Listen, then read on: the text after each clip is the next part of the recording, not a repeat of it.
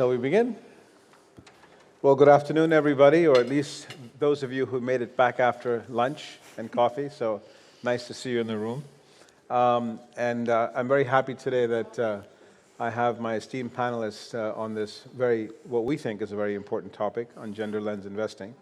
And I think that as we heard from the keynote speech this morning about the importance of gender in the world of issues, we're hoping that on this panel we will translate from the big ambitions to something more concrete and actionable from an investment perspective, because that's what we're all here about, to see how can we make an impact with the investments that we consider and that we make.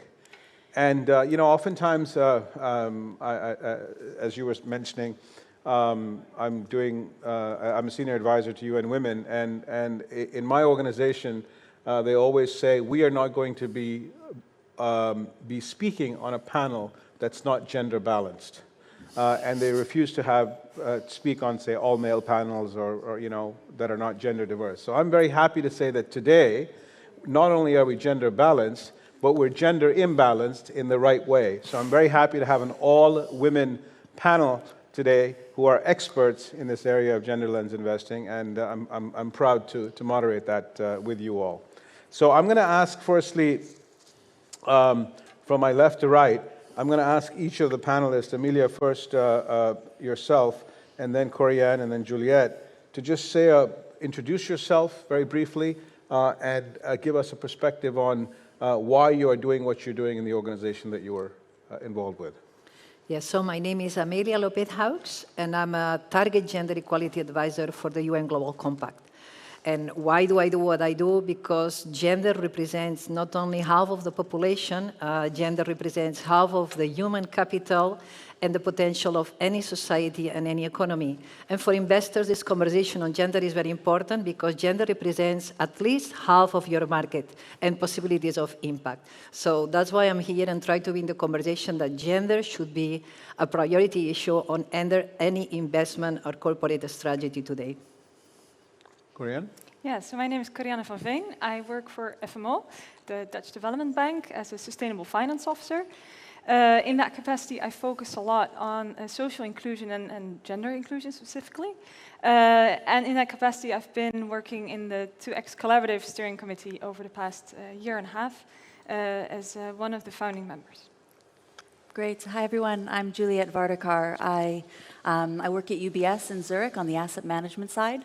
I'm an impact and sustainable investing specialist, and really, UBS looks at gender lens investing as a megatrend.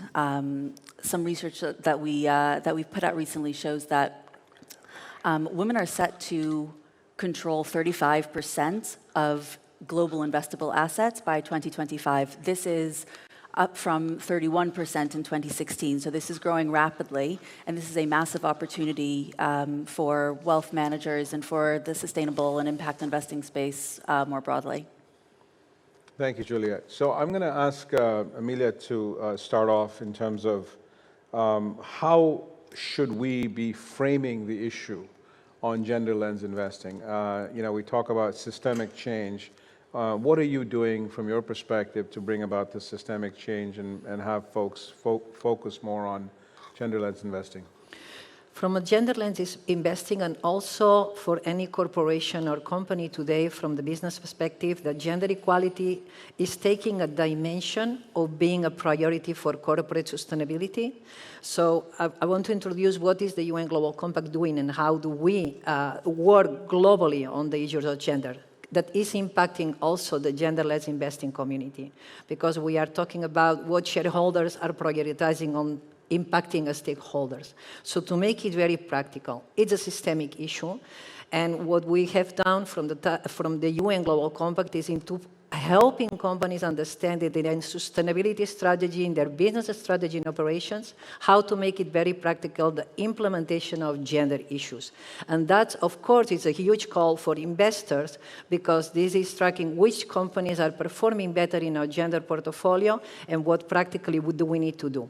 The Women Empowerment Principles that is signed by the CEOs of all companies, how to implement through this program globally is it helps to have a systemic understanding. It's not only about having women in leadership positions, it's by having a gender impact and an economic and social impact in your business strategy that goes from leadership to the workplace, especially the marketplace and community. And this is when, in a very practical way, the UN Global Compact is bringing through the Target Gender Equality Program, now being facilitated in more than 50 countries, to move this gap from going to signing the principles to make it very operational.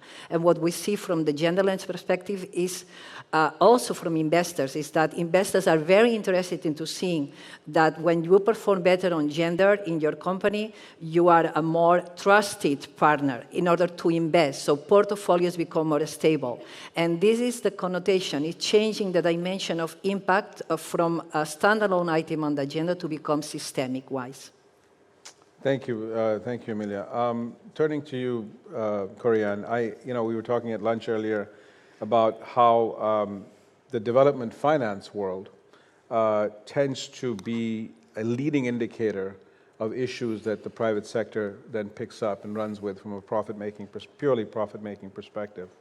And I sort of see gender in the same category and gender lens investing in the same category.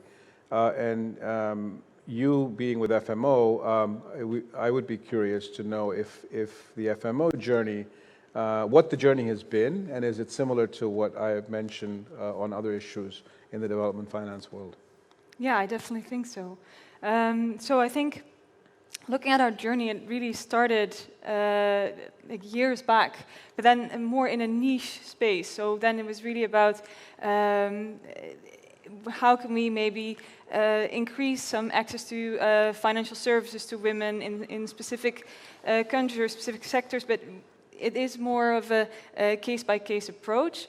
And I think what happens now is that systemic change actually is, as Amelia and I have been discussing as well, where there is this lens, right, that you can apply as an investor in a lot of different things that you do. So it's not only about this niche that you can maybe tap into, but actually as an investor, you can have this conversation about gender equality in many different ways. So I think for us, this journey is also taking us into very interesting conversations. So if we are an equity investor, how do we discuss this in the board? How do we discuss the diversity there? How do we discuss that actually certain goods or services that we work with a company actually reach women as well as men, right? Because this is not just a niche thing, it's actually in every single thing that we do, an opportunity that we can tap into. So I think this is the transition that we've been making. And then I think in FMO, but then also with other DFIs, so that's then how the 2X Challenge and the 2X Collaborative really came along and in a way of working together in this. And now definitely also opening up to a lot of other investors and really making its way into like in the big world, let's say. Thanks. And Juliette, turning to you, clearly UBS is not a development finance institution. It's a finance institution for profit, which is great. And you obviously, and your firm has picked up on this theme of gender lens investing and are making money around it. Tell us a little bit about your own journey from UBS's perspective and perhaps some of the approaches that you're taking and where you're seeing results in this space. Sure. So if we look at the market share that women own of investable assets, that's a clear case for looking to engage more women around how they can invest their assets, what they can do to achieve their goals, looking through our wealth management approach through a gender lens and making sure that we can promote female financial literacy and education, and essentially look at this kind of part of the gender lens equation, because it is sort of it's an ecosystem. What we've seen is that women are much more likely to want to invest alongside their values. There's some research that came out recently that said if women were investing at the same rate as men, that the SDGs would have been solved by now. And this, with this in mind, we need to have solutions for women that are interested in investing and sort of showing them the value of it. And so having certain investment solutions and strategies that appeal to their values is one thing that is kind of top of mind. Another side of the investment proposition is around investment solutions and strategies that we have. We want to essentially provide strategies that use the gender lens as well. And we recently, in 2018, put out a gender equality ETF. This product essentially, the investment thesis behind it is that we've seen that companies that have a significant commitment to gender diversity and have looked to de-risk from a gender perspective their entire business model, essentially this company will outperform in the short run and also in the long run. And what we're looking at doing is trying to promote this way of thinking, both in terms of the fund as well as in our engagements with companies in the other products that we have. So from an engagement perspective and a stewardship perspective, this is also a major topic. Thanks, Juliet, and thank you for bringing up the example on an ETF. And I'd like to ask my Corianne and then Emile also to maybe share a particular product or a project or a transaction that you're particularly proud of from a gender perspective that also is financially viable that you could share with the audience, because I think many people are grappling with the notion, okay, I like the theme, I think it's important, it's an important societal issue, but how do I do it? So thank you for bringing up the ETF example, and maybe from FMO's perspective, Corianne, if you would like to share that. Yeah, of course. So one that's actually very close to my heart personally has been an investment that I've been working with a couple of other teams within FMO, but then also in other DFIs. So together with CFAM and FinDev Canada and IFC, we have worked with Kashif4, which is a fund manager in Latin America and the Caribbean. And they are a fund manager investing in small, medium enterprises.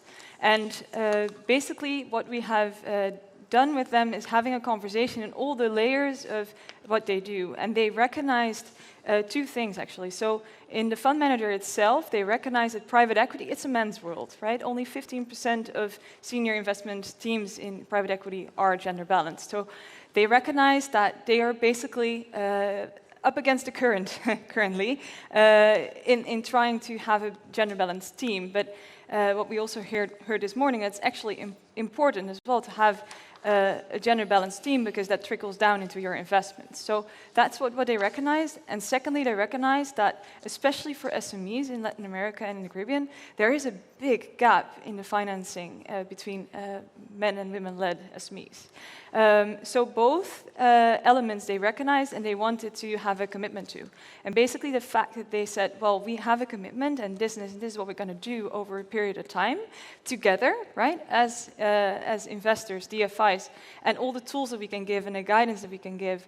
And then basically the fund manager, together we were able to put them together as a 2X flagship fund, and they're the first one now in Latin America. So yeah, that was a very great moment for celebration this year. Congratulations, and that's excellent. I think also it shows the diversity.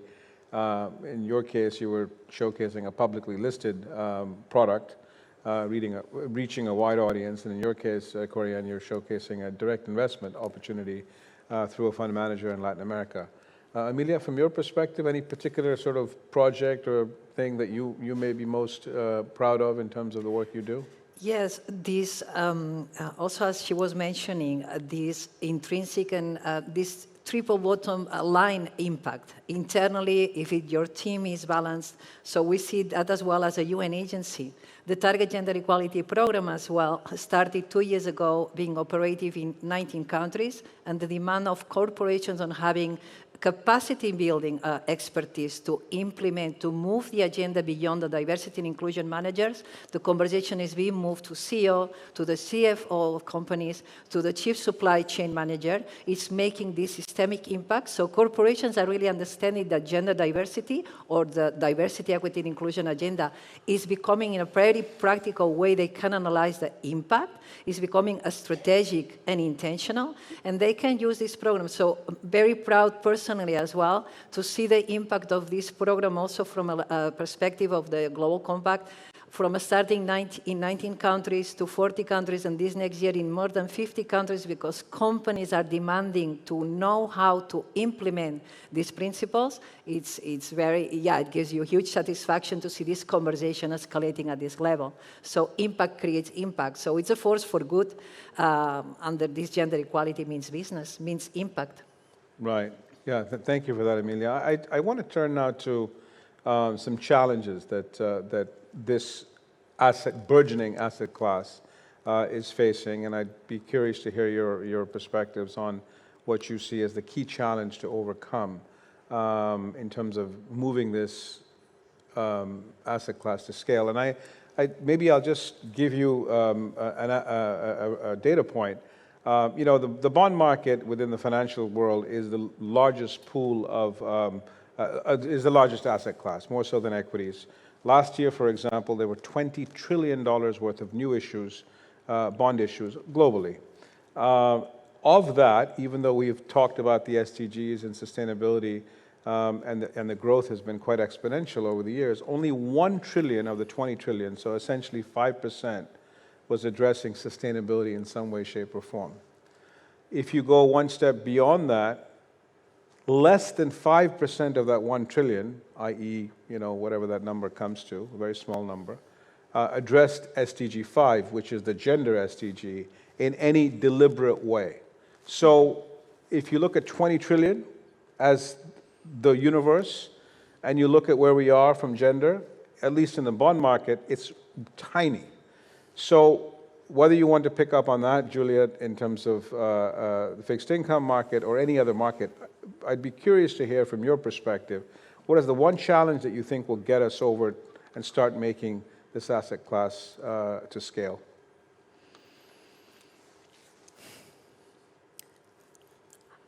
So I wouldn't necessarily call gender lens investing itself an asset class, but potentially an approach that you can apply to all asset classes. And I think this is this is one of the challenges, right? Mm-hmm. It's not just that we need a gender equality ETF and a gender fund that looks at private debt and a gender fund that it's more, are we going to put our money where our mouth is and say that we're not going to invest in companies more broadly unless they are more committed to, and show actually quite a significant commitment to having a diverse set of people on their board and on their decision-making committees, because that will enable better governance and better decision-making and then outperformance. When will that be a standard part of the process and not just sort of a niche way of trying to promote the space of gender equality?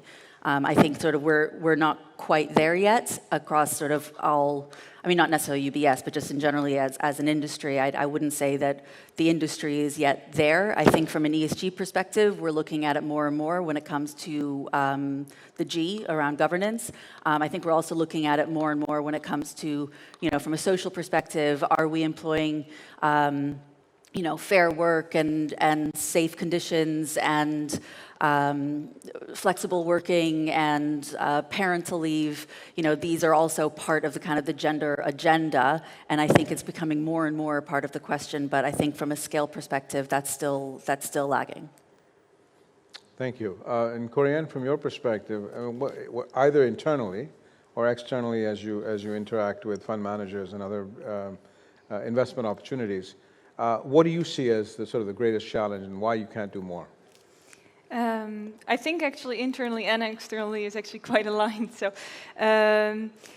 I think what is a challenge still is an understanding of what a gender lens means and how to apply it. So feedback that I still get a lot in whatever conversation I have is, if you know, I'm a for-profit investor, for-profit company, and then I can only do things for women.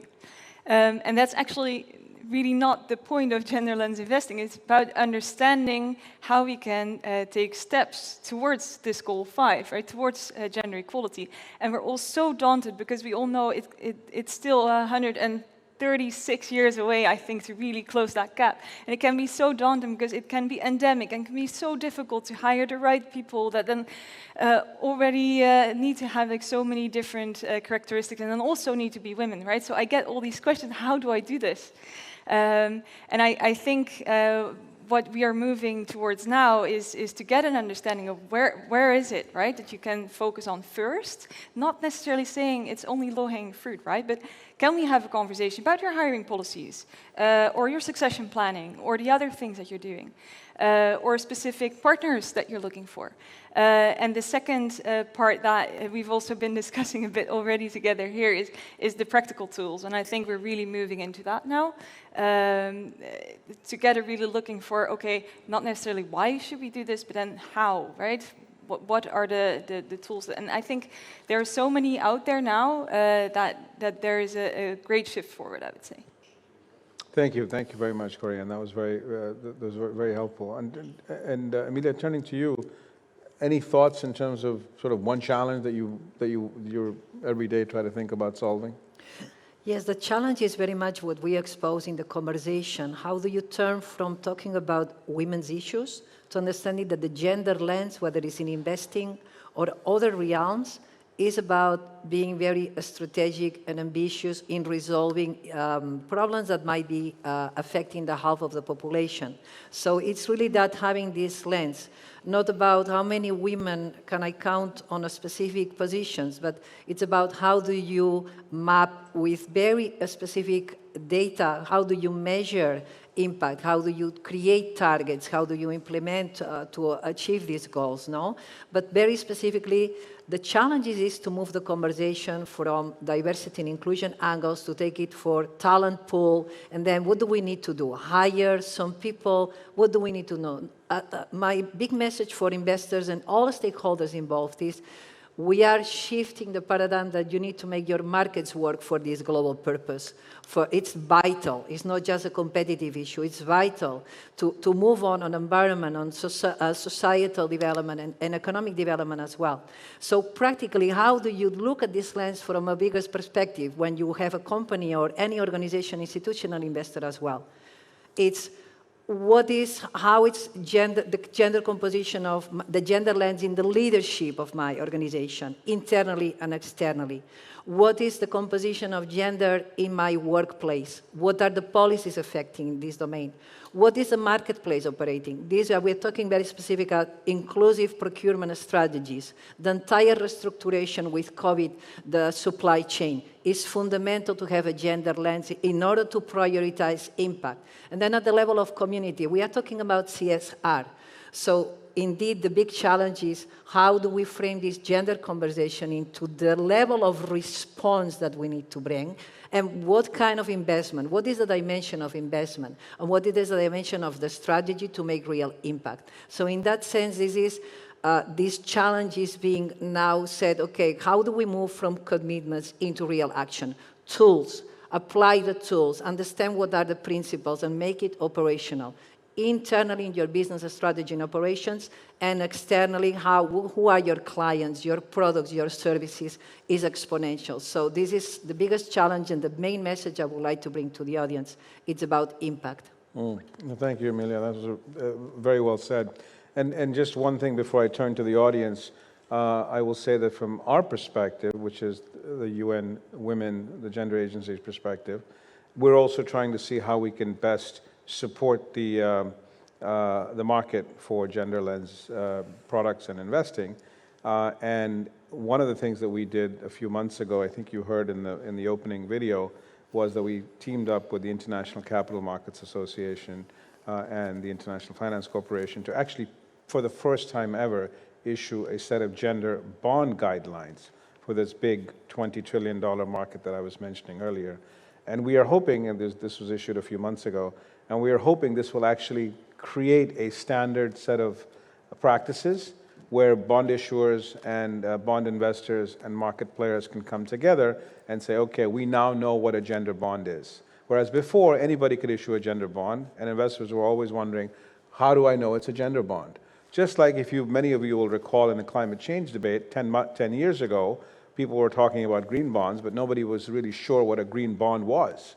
Today, there's no dispute as to what is a green bond, because there's very specific set of principles that say this is what a green bond is. So the issuer knows, the investor knows, and the underwriters know. So we are hoping that the gender bond guidelines will also do for gender what green bond guidelines did for climate financing.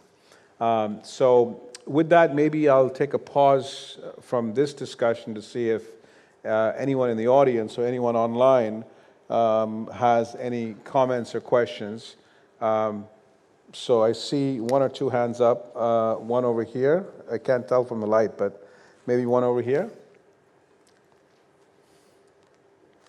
And you'll queue up the online questions if you have any. Yeah. Thanks. Lovely projects that you're working on. And the question is for Corianne. Is local market mobilization an outcome that you track specifically? For example, for the example that you took, right? Mm-hmm. The fund in Latin America that you invested in. For $1 of FMO's investment, are you urging other local players to put money into that same fund? The question comes from the fact that I'm sure the gap is quite wide. There's a limit to how much balance sheet you can put to the cause. So. Right, thanks. Yeah, generally we do track how much we mobilize, right? So we basically have a standard type of accounting from what we put in and then how much we are able to mobilize specifically from the private sector, right? Because that's what we're supposed to do as a DFI. I am not 100% sure if that's actually aggregated then what is local funding and that what is private sector funding from others. So from FMO side, definitely. If that's specifically related to the gender lens, yes, because actually in the 2X Collaborative, we also have this element of mobilized funding that we are able to pull in, basically. So yeah, it's one of the key things I think that we should be doing as well, right? As DFIs, and basically spreading the word that we feel that gender lens investing, you can be a pioneer, and actually you can show that it's good business to do this, right? So this is definitely why we track this. Yeah.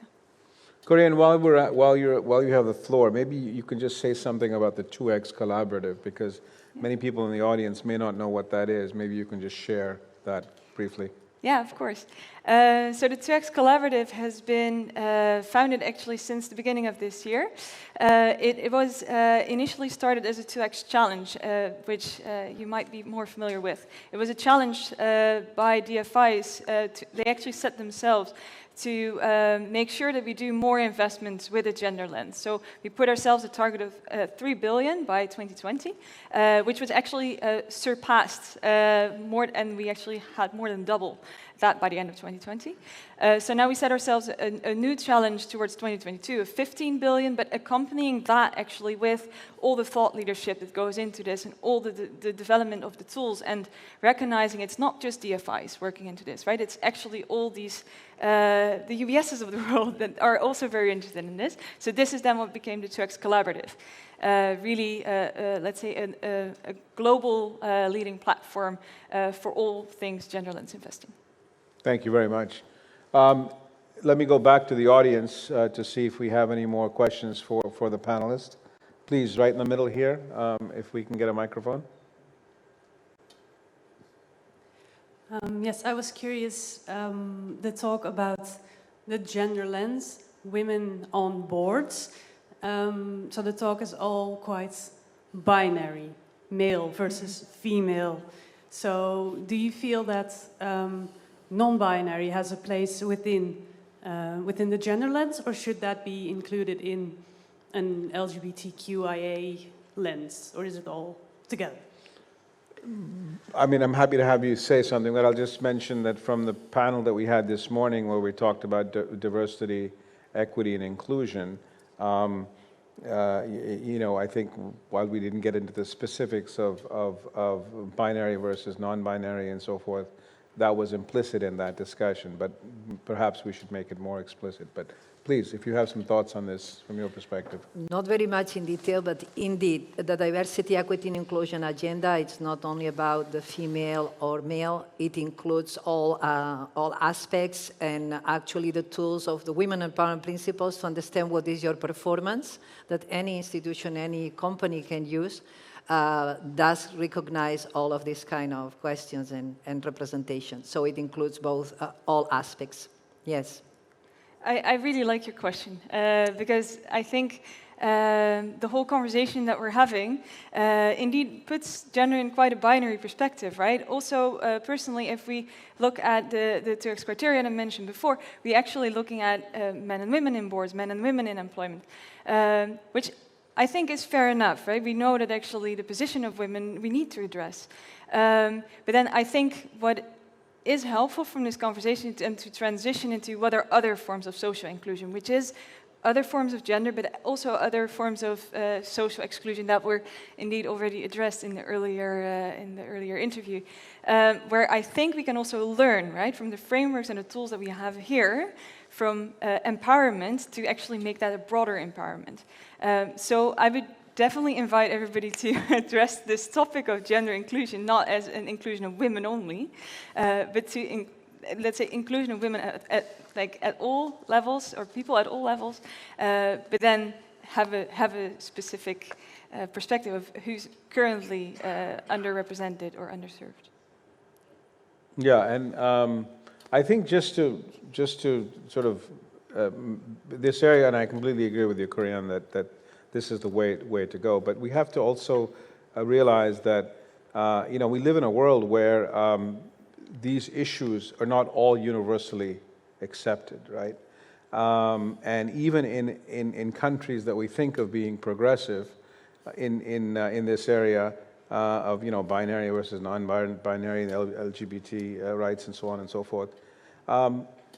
In the US, which is where I live, just about 2 weeks ago, there were hearings, no, last week perhaps, on the Supreme Court Justice, Judge Ketanji Brown Jackson. And one of the senators, a woman senator, I don't know if any of you saw this, basically asked her in the hearing, can you define for me what is a woman?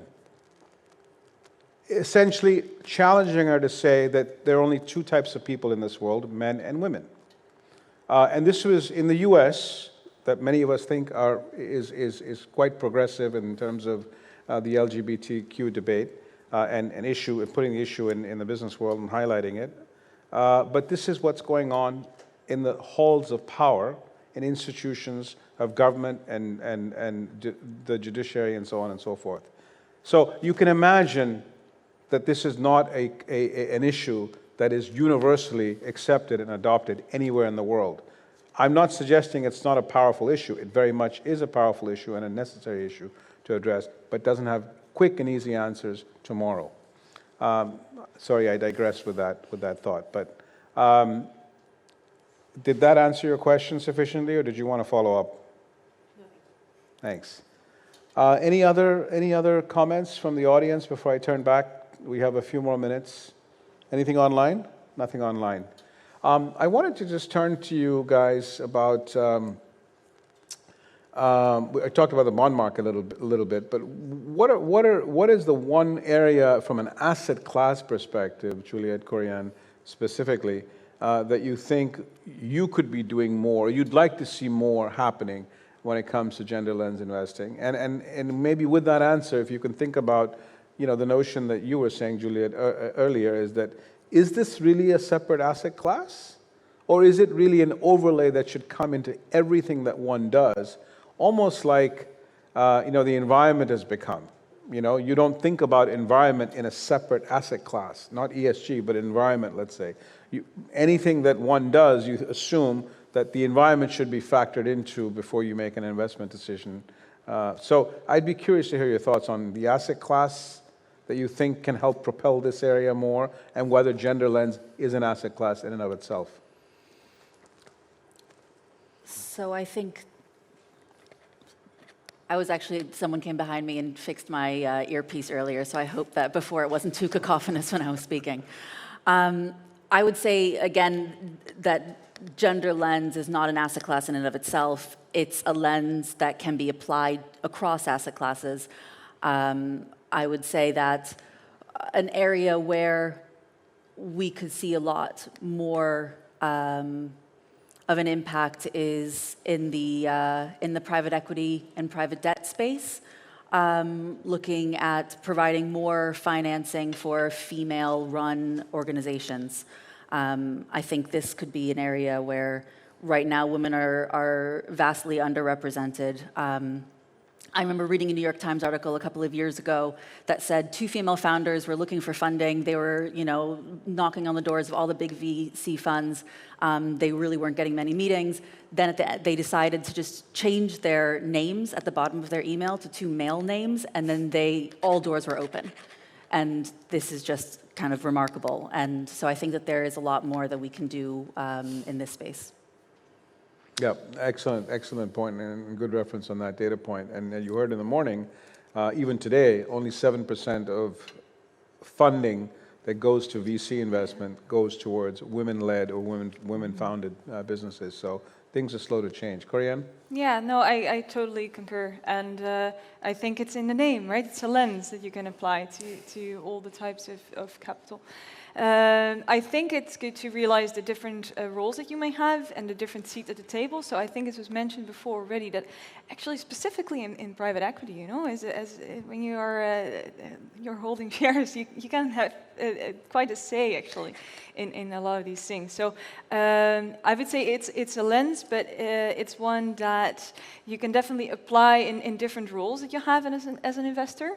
And I think this is also why it's quite helpful that there's more and more of these tools developed that we mentioned to really apply to the situation that you are at as an investor, but also as the company that you invest in, right? So that would be my perspective of this. Thanks. And we're about to run out of time, but I'm going to ask you for any last thoughts that you want to leave with the audience before we close, starting with you, Amelia, and then we'll go around.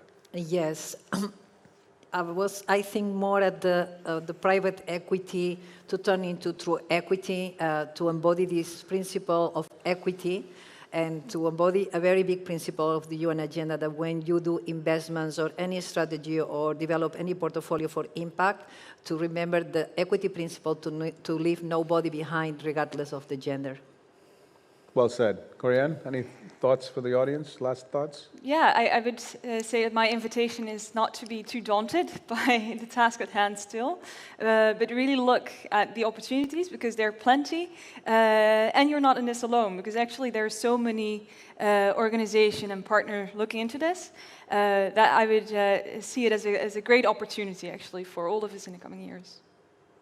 Juliet? Sure. From my side, I think I would say that gender lens investing is something of an ecosystem. It's not just looking at from the investment product side or from the education side. I think that there's many different angles with which you can approach this, and they're all kind of working in tandem. So trying to kind of get the system working for itself would be, my goal.